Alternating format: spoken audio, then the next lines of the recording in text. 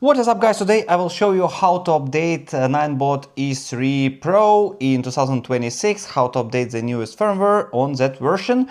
So first what you need to do is to open Kugoo mobility app. I hope it's already connected to your scooter. Then what you need, actually it's already updates available, but let's check it out how to do it. You go to device settings, device information, check for firmware update. As you see, two already available. If you never checked before, it will take maybe 1 minute to check it out. So as you see all the changes, click update now and let's wait for the updated version. It will take some time. Okay, so now you need to lock your vehicle. You cannot use it. Meanwhile, as you see lock and Bluetooth here. Then you need to wait, it's downloaded already. You shouldn't disconnect and go far from your scooter.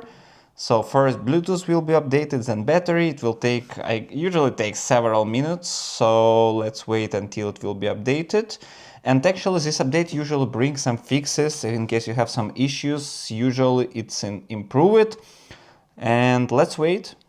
Okay, updating firmware, do not stay away from your scooter. So the last miles, you see scooter turned on by itself. I didn't touch it and you shouldn't touch it, just wait until the update will be finished. Usually, so for me it's like maybe 3 minutes, almost done as you see. And it's written updated the firmware, shouldn't go out and disconnect from your device. Let's wait, 99%, so now will be 100. Then scooter may be restarted. As you see, it's again updating. Okay, firmware update finish, you see this. Scooter need to wait until it will be restarted. Okay, and reconnected. Then you can go to settings, device information, check firmware update, it's checking.